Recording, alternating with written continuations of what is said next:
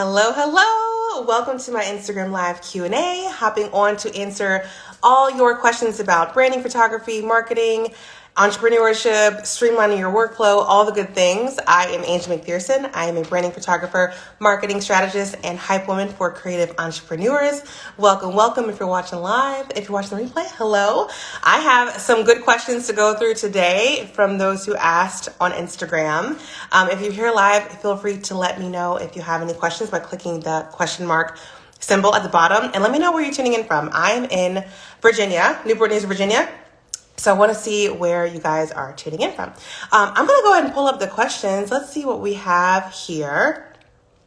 Let's see. Okay, so this is such a good question. It says, how often should we update our brand photos? I love this question because we're already thinking it's going to be more than once. It's going to be more than once. So many people will either not do any branding photography or they'll just take, some quick headshots. But the people who are like here to always have fresh content, really serve their audience are like, how often do I need to have updated branding photos? So I personally, as a branding photographer, I would say at minimum per year, 2 times per year. One in one quarter, another in another quarter. It could be Q1 and Q3, Q2, Q4. I would do at least 2 times a year because you really want to show up and really have the content and the photos that you need for specific things that you're doing. So for example, you can always do a new brand shoot if you have, something new that you're offering, like a new service or a product or something in your shop that you want to put out there. You might want some new content, new photos for that, new headshots, new lifestyle photos, new behind the scenes photos. If you're selling specific products, you might have different products, different times of the year. So you want some new photos of those products. So at least 2 times a year. If you want to do 3, 4 times a year, then power to you. I'm all for that. I love having clients that I work with quarterly, once a quarter, because they're always looking to have that fresh content. And like I said, really base it on your intention. You should have an intention for every single shoot. So like I said, your intention can be launching a new service or product or, something like that. It could also be that you're going through a rebrand. Are you getting a new website? Are you getting new images or new copy made for your website and you really need some photos that go with the copy? Do you have an overhaul of your lead magnets or opt-ins if you're doing email campaigns and you want to refresh your PDFs and things like that? Do you want to update that? So if you're going through any type of rebrand in your business, that's a good reason to have new branding photos. Also, another reason to have good branding photos is if you switch up your look. So I can attest to this because last year at this time, I had a full head of hair, a full head of shoulder length hair, and then cancer, and then chemo, and then radiation. And now I'm here. It's growing back. It's coming back. I'm learning how to manage it a little bit. But I just personally booked a branding shoot for myself. I'm going to California next month. And I decided to, while I'm there, book a branding shoot with a branding photographer there because I need new photos. I need new branding photos with this new look. I have services and products that I want to talk about this year. I have new things I'm putting in my shop. I'm getting a brand new website in April. And so I don't want to be putting all of the old photos I have with my shoulder length hair on the site. So I'm definitely booking, I've already booked a brand new branding shoot for me to have fresh and updated photos for my website overhaul, my social media overhaul. So if you have a different look, if you dyed your hair, if you, done something kind of different to your body, that's a great idea or great intention to have for your next branding shoot. So many other reasons you can have branding shoot as well, but I highly recommend at least 2 branding shoots a year. And if you want to do more, 3, 4, then highly, highly power to you because it will help you to stay consistent. It'll help you to feel empowered to show up. Thanks for tuning in. Hey, Lauren. Hey, Leanne. Hey, friends. Okay, so another question I got, let me pull it up, is, here we go. How do you juggle consistency as well as taking time for you so you don't burn out?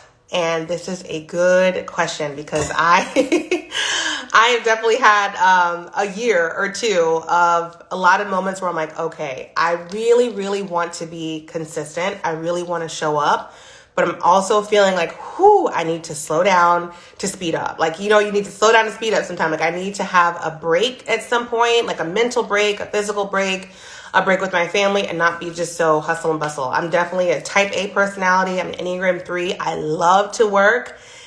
I could work every day if I wanted to, but sometimes I have to pull myself out like, girl, you need a break. You need a break. So I love this question of how do you juggle consistency as well as taking time for you so that you don't burn out? So my advice for me, personally, I am very particular of my schedule. I am very particular of my schedule.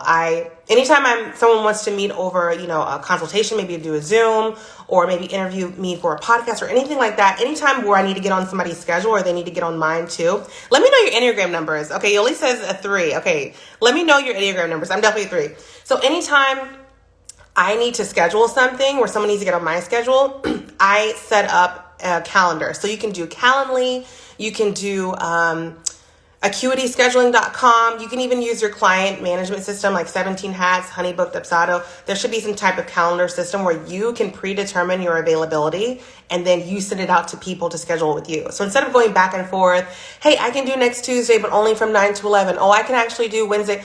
No. Fill out your pre-schedule and send that to people. So that's my first tip with just being able to be in control of your schedule, is to truly be in control of your schedule.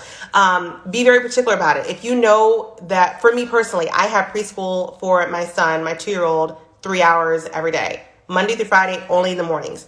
So anything work related is going to be in that block. I'm not going to go to the mall in that block. I'm not going to go meet up with people to have breakfast during that block.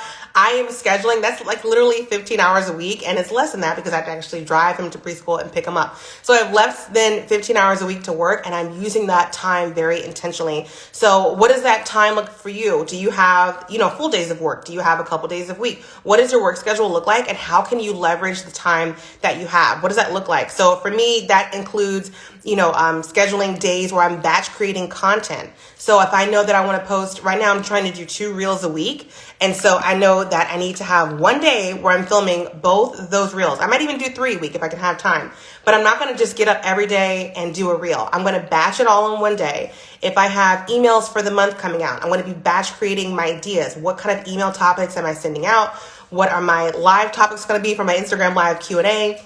What are my real ideas going to be? Taking that time within your hours to really think about how you can batch create that content. So brainstorming the content, creating the content, typing up the content if it's a social media post or an email, filming the content if it's a reel, putting those in your schedule blocks, and then also scheduling in the rest time, the fun time. So yes, you can be consistent if you plan for consistency. That is how you be consistent, is if you plan to be consistent. If you plan and say, okay, this week, here are the things I'm talking about on social media. Here's the email that's going out. Here's how I'm doing X, Y, Z. These are the days that I'm going to actually do those, tasks and projects. And then here's the day of the week that I'm going to rest. So what does that look like for you? I love having a very easy Friday.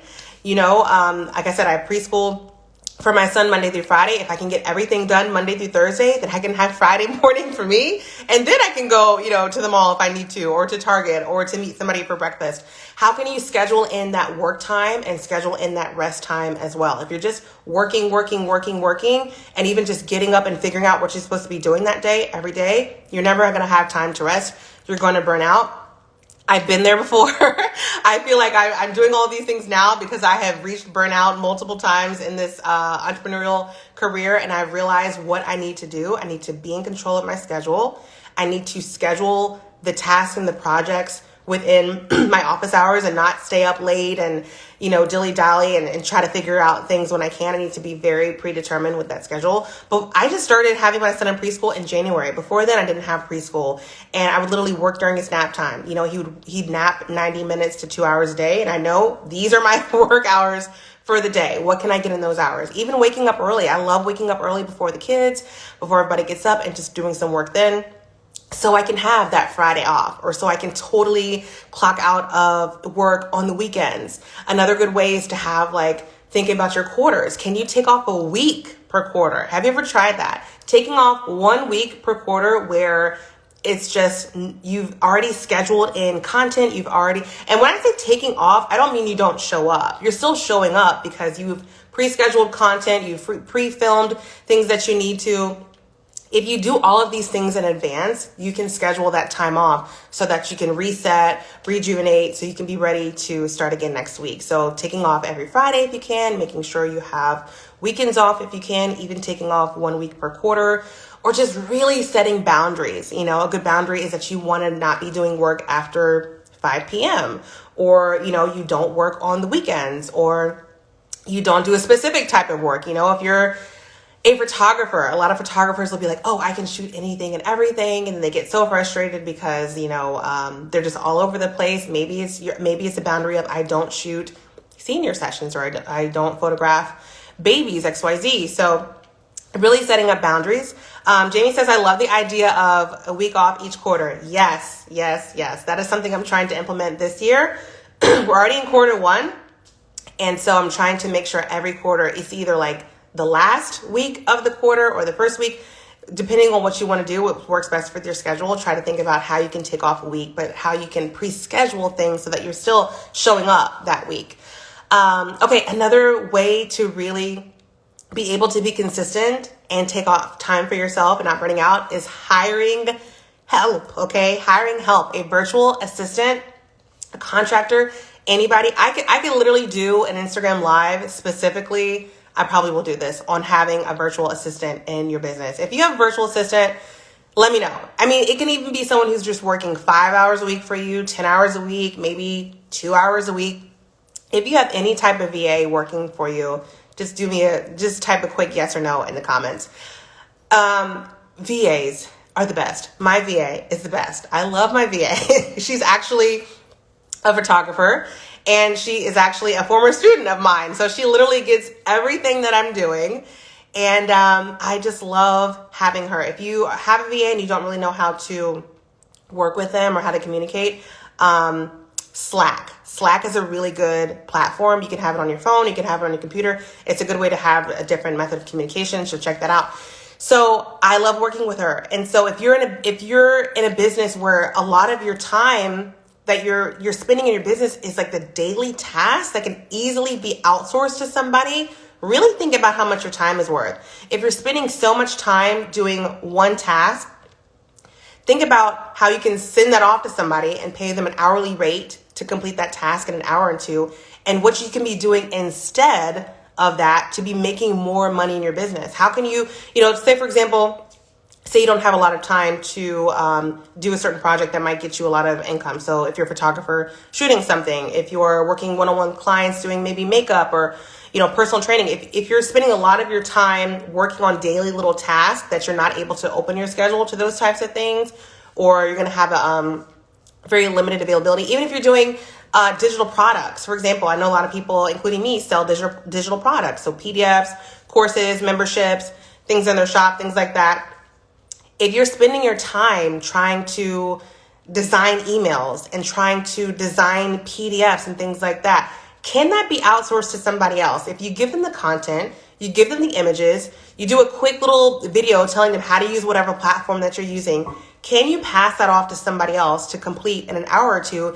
And can you actually be using that time to come up with new product ideas, new service ideas, new content? Like, what can you get off of your plate so that you can bring more revenue generating opportunities and tasks onto your plate? Highly, highly, highly recommend having a virtual assistant in your business.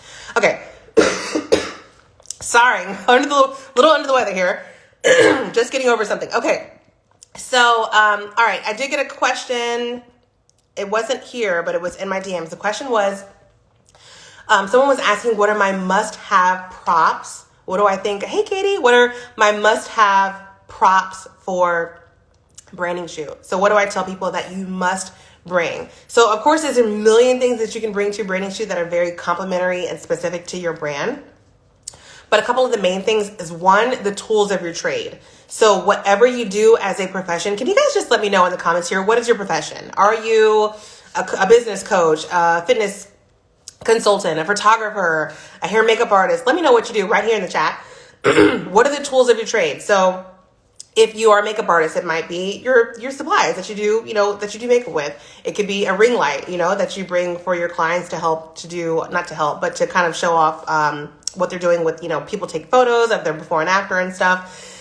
If you're a fitness instructor, what are the tools of your trade? Do you work one-on-one with people and you kind of bring over maybe a mat and weights like that? Or do you work in a gym? If you're a photographer, your tools of your trade, your laptop, your memory cards, your external drives, your phone. If you are maybe a writer, do you have really nice notebooks that you're always writing in, taking your notes? Do you write something on your computer? If you're an artist, do you have brushes? If you're a jewelry designer, do you have a cleaner and all the equipment? So really think about what are the tools of your trade. You definitely want to have those in the photos, definitely. Second thing are the products that you sell. So if you're actually selling products, you want to get photos of those as well. If you sell, products that you ship to people or that people buy online, that's a good thing. If you're selling products, digital products, can you print out the products? For example, full disclosure, I am launching some new products, some new PDFs in my shop in the next few weeks. And in my branding shoot next month, I'm going to actually have them printed out. I'm going to have them in front of me doing the branding photos so people can see how I use the product. So it could be something that you print off. If your products and services are strictly digital, where you're just where you're meeting with people online, maybe you're doing some one-on-one coaching, maybe it's a course. What are you actually selling? Can you take photos of you on the laptop, showing kind of like your sales page, maybe on the laptop? So many ways to show exactly what you sell. And then, so the first thing was tools of your trade. Second is the products that you sell. And third must have are any favorite items. So really think about, it doesn't have to be specifically business related. What are your really fun favorite items that you might have in your office space, that you might bring with you to a session, or that you just love to do? For example, I've photographed someone who loved, she creates cake pops. That's her business. But she is great at hula hooping. She is so amazing at hula hooping. So she brought some different hula hoops and we took some photos of her, doing hula and stuff. And that was really fun for her to have those photos to really show off her personality. It has nothing to do with her business, but everything to do with her brand, because she's very free-spirited. She loves to move her body, all that good stuff. So that's a favorite item that she brought. And if you love, something like magazines, or I photographed someone who loves, like me, to watch TV, Netflix, all the good binges. And so we took some photos in her house of her literally, with her remote, watching TV, eating some snacks and stuff to kind of show off that part of her personality. So must have to bring to your branding shoot: tools of your trade, products that you sell, and some of your favorite things. Okay. So that's all the questions I have today. This was so fun, y'all. Thanks for tuning in live. Thanks for watching the replay. Hey, Christy. Hey, Candace. Hey, friends. If you have any more questions, feel free to shoot me a DM. I'll be back next week with more Q&A. Someone just asked, hold on, let me see. Make sure I didn't miss anything. Jamie said struggling with where to find a VA. So I put something out there last summer. I said, hey, I'm looking for a virtual assistant. I created a whole job description on my website. I made a page on my website. I had requirements. I had a job description. I even made anyone who applied kind of go through certain things. And I think I'm going to do a whole Instagram live about hiring a virtual assistant, because I get this question a lot. But I had people I wanted to know their Enneagram number. I wanted to do like a personality test. I wanted them to just do a couple specific things to show that they had very specific attention to detail. So I will go into detail about this in a future Instagram live. But like I said, create your own job description, whatever you are looking to have, even listing some tasks, potential tasks that you're going to have this person do, and show how they can apply to work with you. So I posted this on social media.